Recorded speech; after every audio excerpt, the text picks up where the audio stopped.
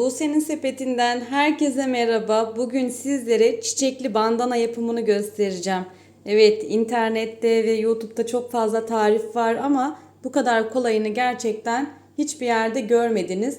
İddialıyım, en pratik, en hızlı ve şık bandanayı birlikte bugün yapacağız. Başlamadan önce küçük bir hatırlatma. Bu gibi videoların daha fazla gelmesini dilerseniz sayfama abone olmayı, bu videoyu da beğenmeyi lütfen unutmayın. Hatta bir sonraki projemiz ne olsun aşağı yorumlara gene onu yazarsanız ayrıca mutlu olurum. Şimdi modeli size bahsetmek istiyorum birazcık. Yapımı çok kolay dediğim gibi ama bilmeyen arkadaşlarım da tabii ki de burada bizimle beraber yapacak. Hemen bir bilgilendirme olsun. Önce üçgen bir parça hazırlıyoruz. Daha sonrasında da çiçeklerimizi hazırlayacağız. Üçgen parçamızın artış noktası tam olarak alın kısmımızın tam tepe noktasından başlamış oluyor. Şuradan itibaren bu şekilde modelimizi büyüteceğiz. Yetişkin olan bandanamın ölçüsü şu uzunluk 45 santim. Çocuk olan ölçüsünü de çocuğunuza göre değişir ama buradaki 3-4 yaş uygun. O yüzden hemen şöyle bandanamın bir uçtan bir uca yapımı 35 santime denk geldi. Hatta bu bandanayı çocuklarınızda yaş aralığına göre nasıl ayarlayabilirsiniz onu da video içerisinde detaylı anlattım. Kullandığım ipleri reklam içeriği olmasın diye çok fazla kağıt göstermiyorum. Hep kullandığımız normal belli başlı zaten ipler var. Koton içerikli bütün ipleri kullanabilirsiniz. Rengine dokusuna hiç takılmayalım. Zemin için ekru renk kullandım. Bu alt kısmı için de pembe ve çağla yeşili kullandım. Ama isterseniz güllerini kırmızı yapabilirsiniz, lila yapabilirsiniz. Tamamen size kalmış, sizin hayal gücünüze kalmış. Eğer hazırsanız hadi hemen yapımına geçelim. Bandanamızın zemin rengini hazırlamakla başlıyoruz. Önce zemin kısmını hazırlayacağız. Bunun için de şöyle ipi işaret parmağımın üzerinde bir tur çeviriyorum ve buradan ipimi geçiriyorum. Üzerine 4 adet zincir çekiyorum. Üzerine ipimi aldım. Sihirli halkanın içerisine üçgen bir parça yapmış olacağız şimdi. Üzerine ipimi aldım. 3 adet ikili trabzan yapıyorum. 2 zincir. Üzerine ipimi aldım. Aynı boşluğun içerisine 3 adet ikili zincir yapıyorum. Tekrar. İpimi tığımın üzerine 2 defa doluyorum. Bu şekilde. İplerimi biraz gergin tutuyorum. Önce ikisini, daha sonra ikisini, daha sonra ikisini çekerek buraya üçlü bir trabzan yapıyorum. 4 zincirle başlamıştık. Üçlü trabzan ile bitirdik. Sihirli halkamızı şu şekilde kapatıyorum. Ve hemen arkasını çevirerek üst sıraya çıkmak için 4 zincir daha çekiyorum. 1, 2, 3 ve 4. Üzerine ipimi bir kez doluyorum. Biraz önce üzerine ip alarak 3'te çıktığımız bakın şöyle bir trabzanımız vardı. Bunun içerisine 3 adet ikili trabzan yapıyorum. 2 ve 3. Hiç zincir çekmiyorum. Üzerine ipimi aldım. Tam köşe artış nokta yerime geldim. Boşluk içerisine tekrardan aynı işlemi yapacağız. 3 tane trabzan yapıyorum. İkili. 2 zincir. Üzerine ipimi aldım. Tekrardan ikili dediğim şey şu arkadaşlar. Bilmeyenler için tekrar gösteriyorum. Üzerine ipimi aldım. Önce ikisini, sonra ikisini. Bu ikili trabzan oluyor. Şimdi tekrar üzerine ipimi aldım ve bir ikili trabzan daha yaptım. Zincir çekmiyorum. Üzerine ipimi aldım. İlk yapmış olduğumuz bakın 4 zincirle yukarıya çıktığımız şu kısım vardı. Bu boşluk içerisine, burası da diğer arttırma noktalarımızdan bir tanesi. İçerisine 3 tane ikili trabzan yaptım. 2 defa tığıma ipimi doluyorum. İpimi gergin tuttum. Tekrar aynı boşluğun içerisine önce ikisini, sonra ikisini, daha sonra ikisini çekiyorum. 4 zincir ile arka yüzümü çevirdim. Üzerine ipimi alıyorum. Boşluk içerisine 3 adet ikili trabzan. Bu şekilde üçgen parçamızı hazırlamaya başlıyoruz. Sadece sağ ve solda arttırma, bir de modelimizin orta kısmında arttırma var. Orta kısma geldim. Aralarda hiç zincir çekmedim. 3 adet ikili trabzan. 2 zincir. Üzerine ipimi alıyorum. Boşluğun içerisine tekrar 3 adet ikili trabzan yapıyorum. Üzerine ipimi aldım. Boşluk içerisine 3 adet ikili trabzan yapıyorum. Üzerine ipimi aldım. Tam bakın aynı çizgide aynı zamanda ilerlemiş oluyor. Bu ipimizi de burada gizleyip düğümlersek daha iyi olur. Açılma yapmaz. Son boşluk içerisine 3 adet ikili trabzan. Üzerine ipimi 2 defa doluyorum. Önce ikisini, daha sonra ikisini ve ikisini birlikte çekiyorum. Yani başta ve sonda 4 adet trabzanlarımız olmuş oluyor. Bunlardan birer tanesi arttırma. Aynı zamanda tam bizim arttırma noktamızdan bir tanesi de görmüş olduğunuz gibi tam burası. Şimdi tekrardan son bir sıra daha beraber yapalım. 4 adet zincir çektim. Sıra başında bir kez doluyoruz. Sıra sonunda 2 defa doluyoruz. Bir kez dolamıştım. Yuva içerisine 3 adet ikili trabzan. Üzerine ipimi aldım. Zincir çekmiyorum. Tekrar boşluk içerisine 2 adet üçlü trabzan. Üzerine ipimi aldım. Tekrar üçlü ikili trabzan. Ve arttırma noktasına tekrardan geldim. Tam orta kısımdayım. 3 adet ikili trabzanımı yaptım. 2 zincir. Tekrar aynı boşluk içerisine 3 adet ikili trabzan. Tekrar üzerine ipimi alıyorum. Boşluk içerisine 3 adet ikili trabzan. Ve böylelikle modelimiz zemin olarak parçamızı büyütmeye devam ediyoruz. Sıra sonuna geldim. 2 defa tığımın üzerine ipimi doluyorum. Sıkı tutuyorum. Boşluk içerisine önce ikisini, daha sonra ikisini ve en son ikisini birlikte çekerek üçlü bir trabzan yapıyorum. Şimdi bu üçgen parçamızı yaptıktan sonra hemen göstermek istiyorum. Modelimizi bu şekilde büyüteceğiz. Şu şekilde. Büyükler için, yetişkinler için ben 20 sıra yaptım. Dilerseniz 22 sıra yapabilirsiniz. Fakat bandanamızın şu tam uzunluk ölçüsü 45 santim olacak. Yani bunu başımıza taktığımızda şu parçalar bizim kulak arkamıza gelene kadar büyütüyoruz. En kolay ölçü alma tekniği budur. Bunu başımıza koyduğumuzda alnımızdan, tepemizden itibaren tam 45 santim geliyor ve bu bizim tam kulak altımızda birleşmiş oluyor yani. Şu şekilde. Ve bu yetişkinler için gayet uygun, makul bir ölçü. Ama dilerseniz bunu tabii ki de 1-2 sıra daha uzun da yapabilirsiniz. Tercih size kalmış. Ben burayı tam 20 sıra boyunca şu şekilde uzatmış oldum. Daha sonrasında da zaten bu muhteşem çiçekleri yapacağız. Şimdi bu parçamızı çocuklar için yapıyoruz. Özellikle burada daha küçük ve size daha net göstermek için hemen bunu parçamızı büyütüyoruz ve devam ediyoruz.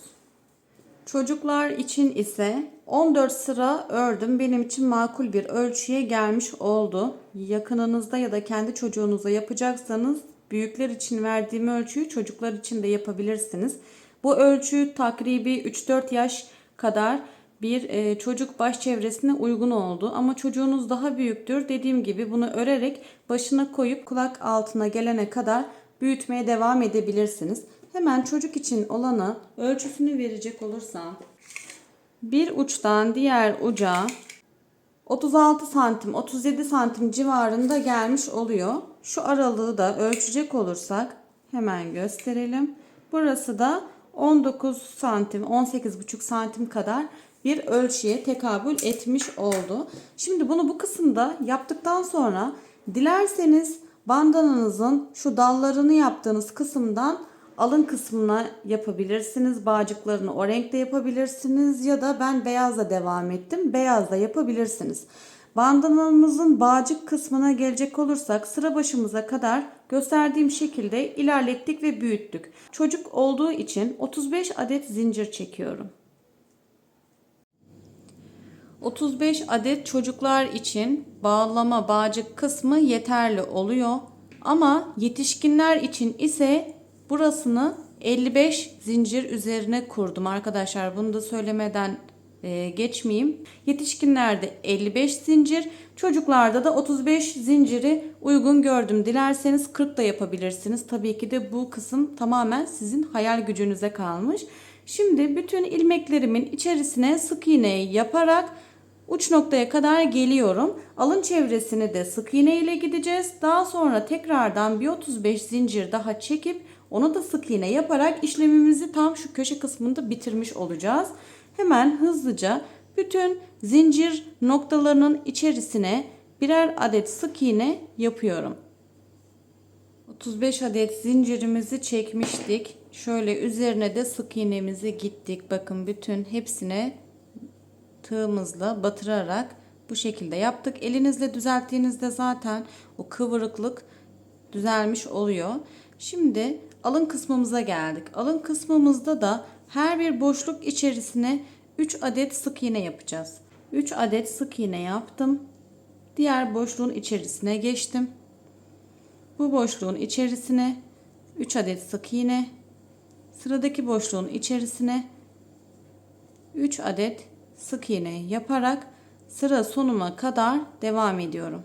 Alın çevremizi de 3'er adet şöyle sık iğne yaparak bitirdik. Tam bu köşeye tekrar geldik. Şimdi tekrardan yapmamız gereken 35 adet zincir çekip geri dönüp bütün hepsine sık iğne yapmak. Sık iğnemiz de gittikten sonra direkt dediğim gibi şu uç kısımda örgümüzü bitirdik. Bundan sonrası zaten en zevkli kısmı. Bunu ördükten sonra tabii ki de burada içine yedireceğiz. Bir sıkıladım. Şimdi iplerim hep kullandığımız koton içerikli 4 mevsim pamuklu koton ipler ve bunların da kodları maalesef ben hep attığım için kodları yok. Ama çağla yeşili ve tatlı bir pembe derseniz o malum markadan temin edebilirsiniz renklerinden. İstediğiniz her rengi yapabilirsiniz. Benim illa kullandığım aynı şeyi yapmak ya da bulmak için çaba hiç sarf etmeyin. Elinizde evinizde olan tüm renkleri de kullanabilirsiniz. Hemen sıkılamak için ilk kilit zincirimi yapıyorum. Bir tane şöyle sıkıladım. Bandanamızın bize bakan iyi yönünden başlıyoruz şimdi. Şu modeli yapacağız yani. Önce dallarımızı yapacağız ki üzerine lalelerimizi kondurabilelim. İlk boşluğun içerisine bir adet zincir yaptım. 2 zincir çektim. Üzerine ipimi alıyorum. Sırada gelen boşluğun içerisine 2 adet trabzan yaptım. 2 zincir. Üzerine ipimi alıyorum.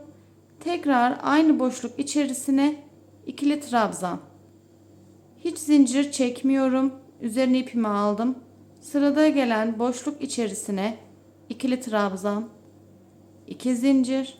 Üzerine ipimi aldım. Tekrar aynı yere ikili trabzan yapıyorum. Bakın bu şekilde gözükmüş oluyor. Yani aynı yere artış noktası yaparak bu şekilde model oluşturmuş oluyoruz. Tekrar yapıyorum. Üzerine ipimi aldım. Zincir yok. Boşluk içerisine ikili trabzan, 2 zincir. Üzerine ipimi aldım. Boşluk içerisine ikili trabzan. Ve böyle bütün sıra boyunca işlemi devam ediyorum. Köşede de sadece bir tane yapıyoruz. Artış yapmıyoruz. Bakın köşede bu şekilde olacak. Şimdi bütün hepsinin sırasını bu gösterdiğim gibi yapıyoruz. Sıra sonuna kadar yaptık şöyle yeşil yeşil dallarımızı. Şimdi 2 zincir çekiyorum. Son bakın bu boşluğa geldiğimizde hemen bu ilk boşluk içerisine bir adet sık iğne yaptım. Bir tane de zincir çektim ve bu yeşil ile işimiz burada bitmiş oldu. İplerimizi tabii ki de en sonunda saklayacağız. Şimdi gelelim bu lalelerimizin yapımına. İnanılmaz kolay ve zevkli. Yaparken gerçekten bayılacaksınız. Çünkü ben çok sevdim bunu yapmayı. Sadece bandana da değil, bütün projelerinizde de bu modeli kullanabilirsiniz. Bir adet zincirimi sabitledim, sıkıladım. Tekrardan sıra başıma geliyorum. Tam bu boşluğun içerisine bir adet sık iğne yaptım bakın.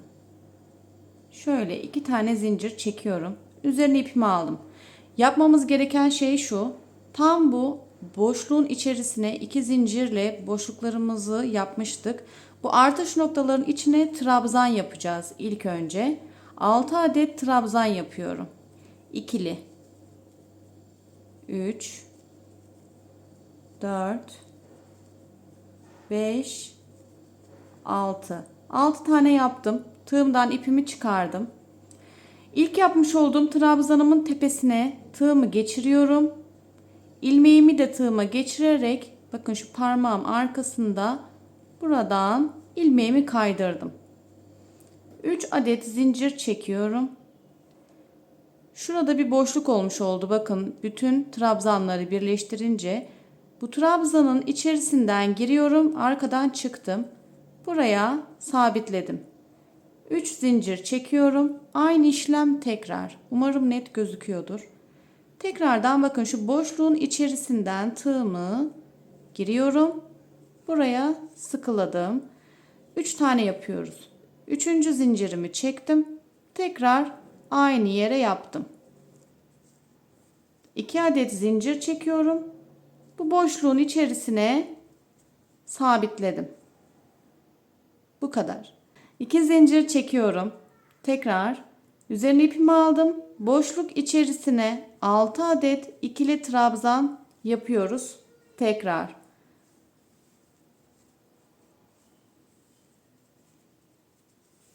Altı adet ikili trabzanımı yaptım. İlmeğimi tığımdan çıkartıyorum. İlk yapmış olduğum trabzanımın tepesinden giriyorum. Tığıma ipimi geçirdim. Şöyle tutuyorum. Tekrar ilmeğimi kaydırdım. 3 tane zincir çektim. Boşluğun içerisinden tığımı giriyorum ve buraya sabitledim. 3 zincir daha çekiyorum. Tekrar sabitledim. 3 zincir çekiyorum. Tekrar boşluk içerisinden ipimi geçirdim ve sabitledim. 2 zincir. Yapmış olduğum 2 V'nin arasına 2 zincirimi sabitliyorum. Bakın olay bu. Çok güzel gözüküyor. Tekrardan gösteriyorum. 2 zincir çekiyorum yukarıya çıkmak için. Üzerine ipimi aldım. Boşluğun içerisine 6 adet ikili trabzan. 3 4 5 ve 6.